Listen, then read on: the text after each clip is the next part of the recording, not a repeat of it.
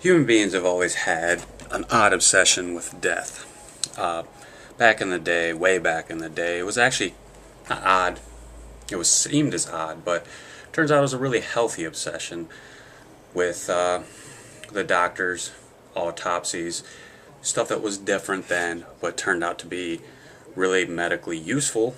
Obviously nowadays, because a lot of things are curable. Now, so it's more odd. Humans have this obsession with celebrity death, or icon death, if you will. You know, granted, it is always an impact because it's all over TV. We have the internet. But when celebrities die, people flock. Michael Jackson passed away. The internet freezes. The entire internet. People still hold candlelight vigils for Princess Di, Kurt Cobain. It just brings us together.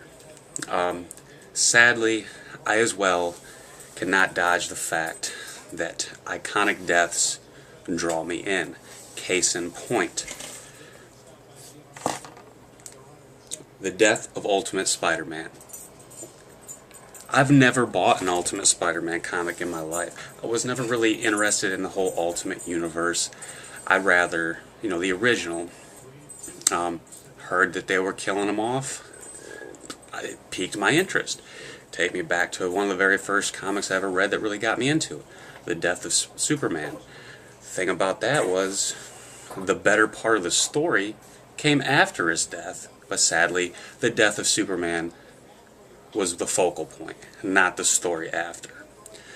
So I was a little late to the game. The first one I picked up was issue 155. I'm going to go a little bit into this, not too much. I know the death sequence started 2 issues before this, I believe. I was late to the game, but honestly, I wanted to get to the meat and potatoes.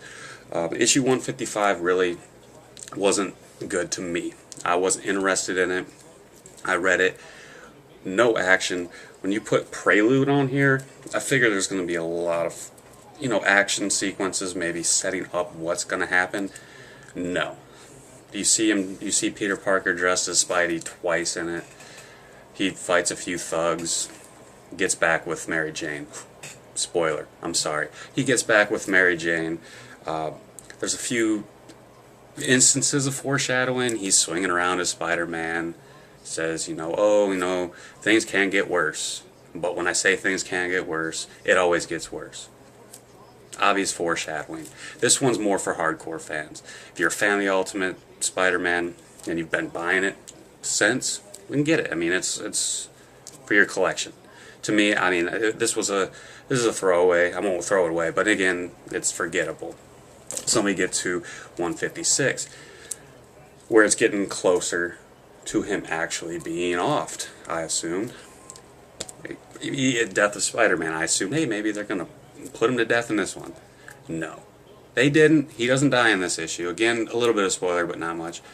But this one was much better. This one, the action was picked up. You see a yoked up Green Goblin. He's big and bad now. Breaking out pretty much to the Sinister Six coming back. And they all going after Peter Parker. So yeah, this one, I recommend this one. If you're a hardcore fan of the Ultimate Spider-Man or not, this one's good. It's got some good stuff, and it's setting up what's going to be pretty epic, I think, beyond this. If they do it right, it has a chance to be pretty epic. So 156 has kept my interest. If it had been anything like 155, I probably wouldn't have bought any more beyond that. I would have waited till trade paperback and bought the whole thing, and then been upset at myself for dropping $25 on a trade paperback and not gotten what I wanted. But one thing I don't like about this whole thing going on is S.H.I.E.L.D. stepping in and trying to bench Spider-Man. Like, you can't be a hero anymore. You're reckless. You're a little teenage kid. You're reckless. You're not going to fight crime anymore. We've deemed it so. We are all, you've been defending your city for years and years and taking down some of the greatest villains ever, but you can't do it anymore. I don't really like that. It kind of bothers me that they put that in there. Like, why? Why bench him? That's just a little gripe of mine. But so far, it's iffy. it's supposed to be a big epic event.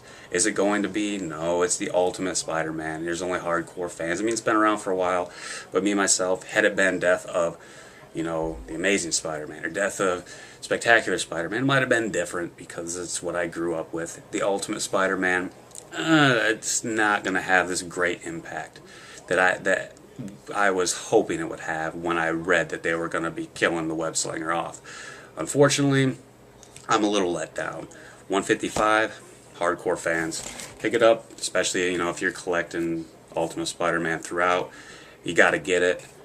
If you're a casual fan of the series, it's passable. You don't really need to. 156, I recommend. It's pretty good. There's some irritating points in it, but it's good. So, yeah, I will go on further. I mean, obviously 157 isn't going to come out till sometime early April this month, so I'm going to check it out then. But until then, if you want, go for both of them.